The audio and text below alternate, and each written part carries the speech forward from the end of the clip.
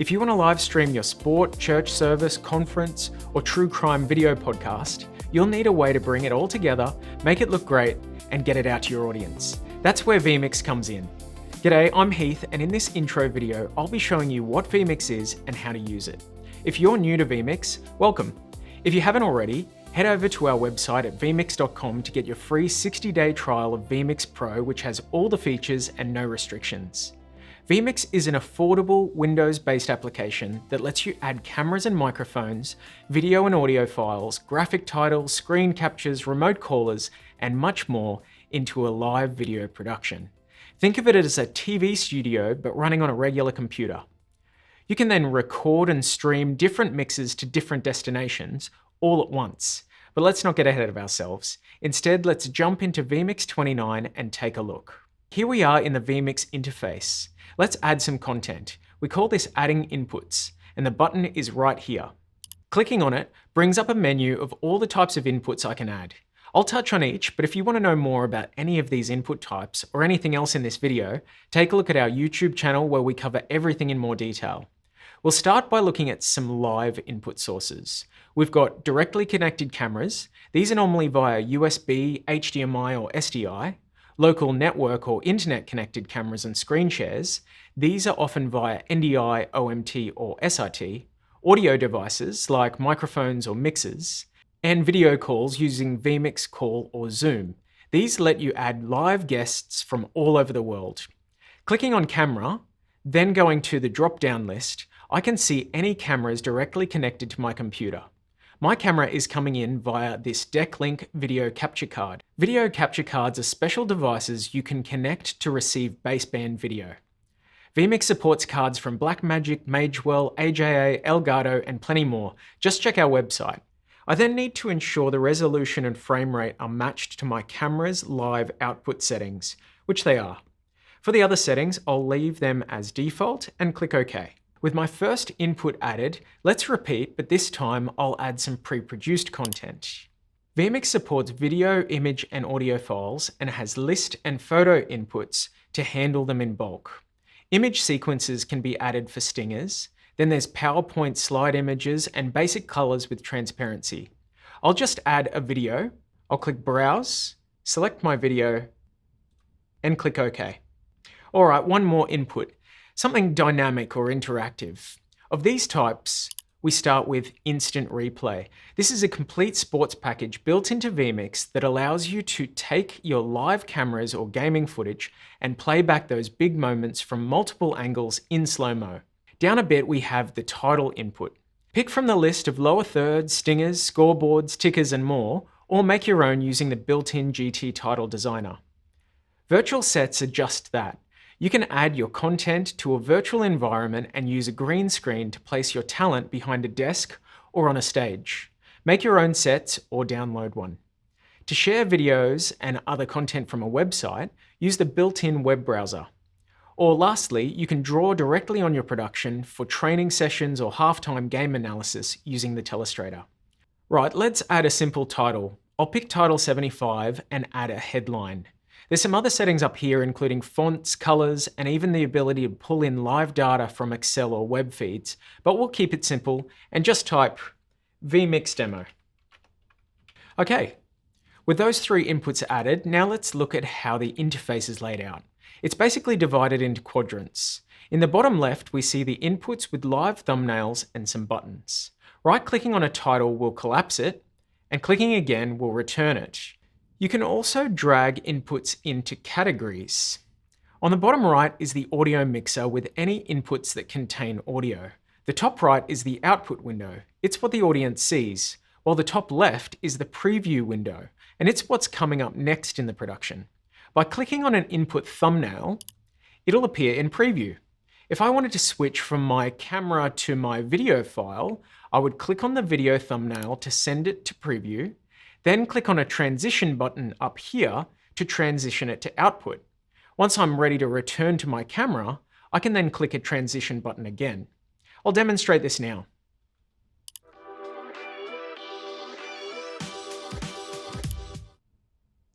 And there we go. You might have noticed that when I transitioned to the video, it played automatically and my camera audio automatically muted. When I returned to my camera, my audio came back and the video paused on its own. You might have also noticed that the input title bars changed colors.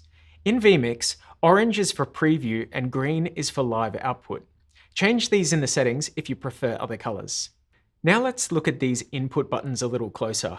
Here we have our 8 overlay channels for putting content over the output. Think downstream keyers. If I want to overlay my title, I can simply click on one and it will appear, and clicking it again, it will go away. But if I wanted to overlay my video file here as a picture-in-picture, I would need to customize an overlay to do this.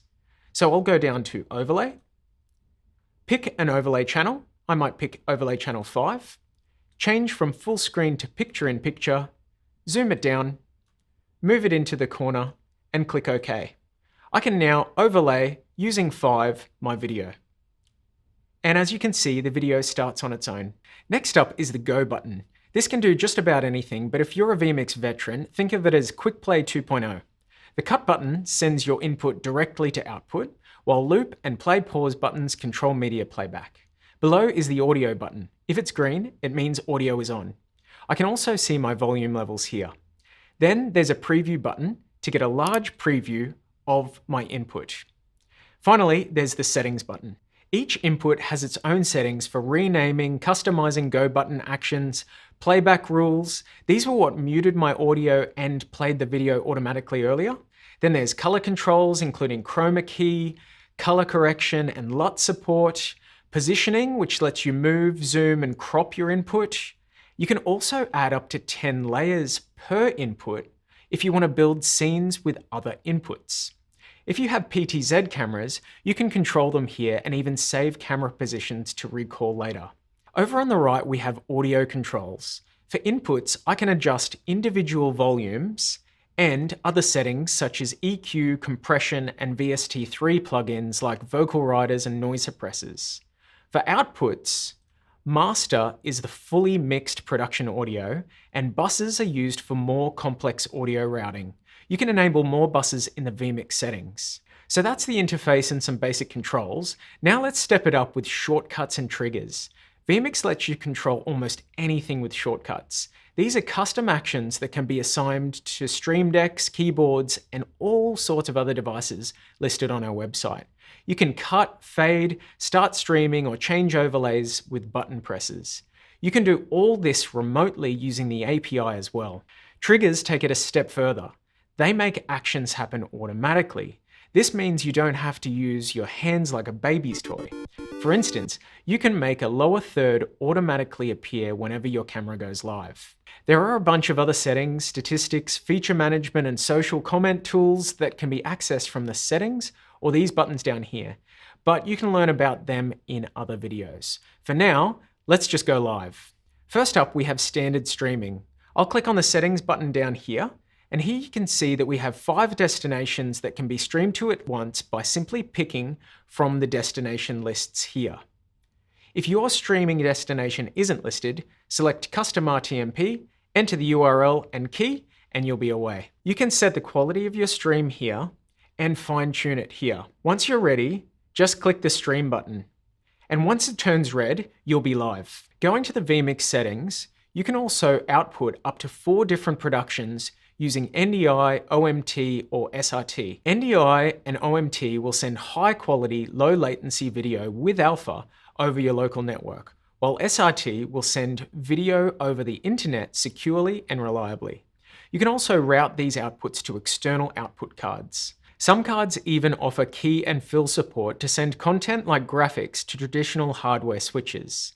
These outputs, along with all of your camera clean feeds, can also be recorded using the recorder or multicorder. If I go to the settings here, you can see that we support a bunch of video formats and codecs. Clicking on OK and then clicking on Record will start the recording. Once I'm ready to stop recording, I simply click it again.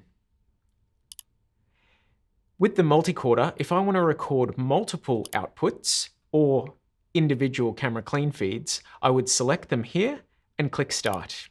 Finally, the full screen outputs can be used to send content from your graphics card to secondary monitors for, say, confidence monitoring or multi-views, or to big screens or projectors for things like worship lyrics or presentation slides.